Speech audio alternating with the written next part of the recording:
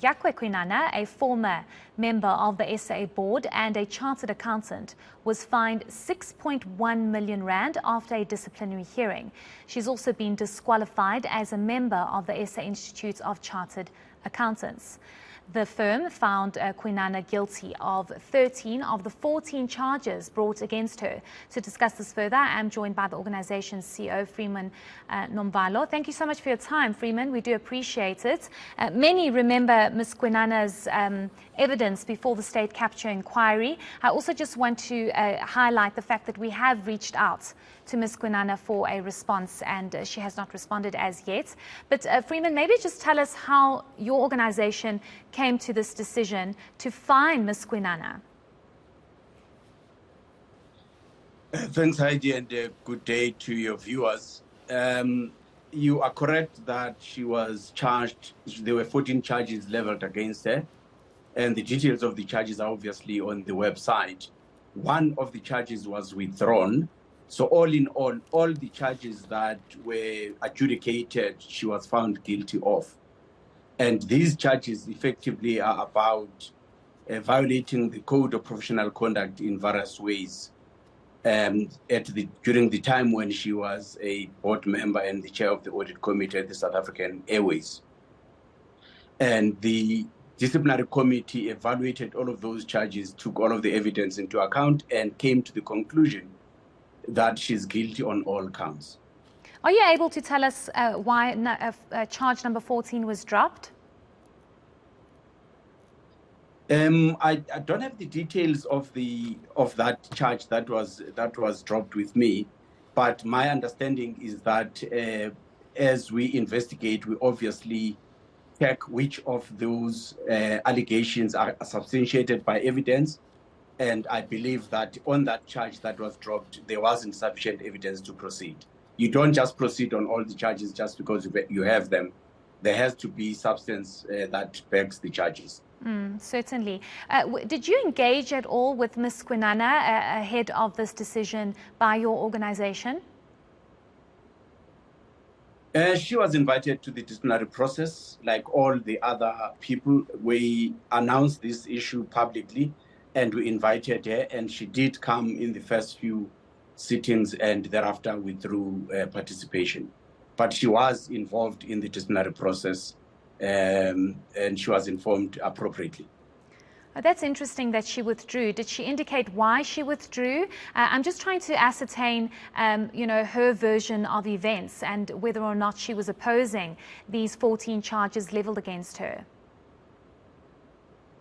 Well, if she was opposing them, she would have had to sit through the process. I think she had procedural issues that she probably had, and the chair of the disciplinary process was of the view that the institute followed all of the necessary steps to bring these charges to bear. The charges are obviously very serious, and you've also fined Ms. Quinana with 1.6 million rand. How will that process unfold? How soon does she have to make that payment? The process to recover those amount has commenced. Our lawyers will be communicating with her lawyers in order to get that process underway, and will be guided by the lawyers in terms of the timing and the process to be followed in that regard.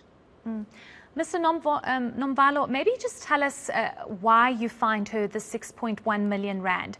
You know, as somebody who's watching this, trying to understand the charges, I know you said that you've listed them on your website, but somebody watching, trying to understand the severity of the charges that Ms. Quinana faced and the sanctions now posed onto her, why would you fine her 6.1 million rand? How did you come to that determination of that particular figure? That is the determination of the disciplinary committee. And the disciplinary committee looks at the evidence as well as the impact of those on society, as well as the entity that was negatively affected by her actions. And the disciplinary committee then arrives at that conclusion. It's not for us as the institute to prescribe that. It is for the disciplinary process to reach that conclusion according to their assessment of the severity of the offense. So 13 charges is quite a serious event. But I just want to get clarity on the seriousness of this. We all saw what unfolded with our national carrier SAA. We all saw the involvement and the allegations leveled against a number of individuals, including Ms. Quinana. You, as the South African Institute of Chartered Accountants, oftentimes there's a lot of criticism against accountants, and I'm trying to get a sense from you as the CEO how serious you found these charges and these allegations, given the sensitivity around accountants, especially when it comes to state-owned entities, because there's public money involved here. Well, there's a few things to say in relation to that question. The first one is that any act of not observing the code of professional conduct, any act of malfeasance that any of our members commit is a serious offense. Our members are to be held to the highest standards of ethical conduct. Society relies heavily on professionals when other institutions of society are not functioning. So to find our members being on the wrong side of the ethical line is an important issue for us. That is the first important issue. The second one is that when malfeasance occurs in any organization, there are decision makers that are charged with the responsibility, the stewardship of the resources of that organization, the boards of directors, the audit committees, and so on. And it is those people that make the decisions generally.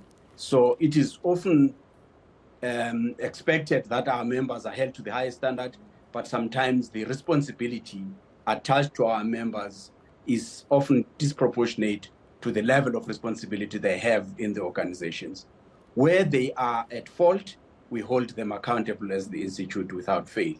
But I think the majority of our members are upright individuals that take their jobs and their ethical obligations very seriously. And just lastly, did you find at all that Ms. Quinana was out of her depth as an accountant, heading up and being on the board of a state-owned entity and our national carrier? Was that part of your investigation, part of your scope when it came to charges leveled against her?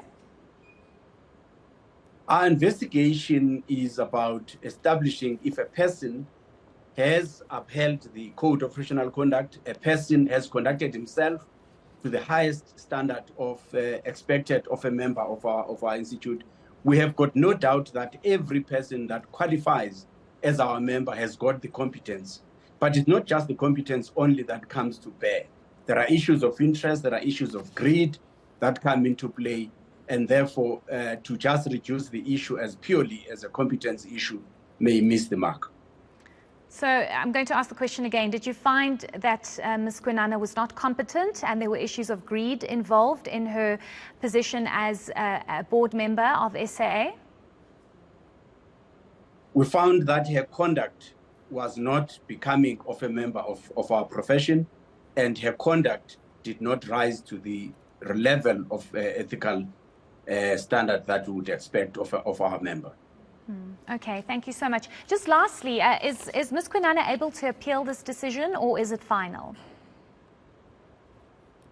Well, from our side, it's final, but she has legal rights like any member of society.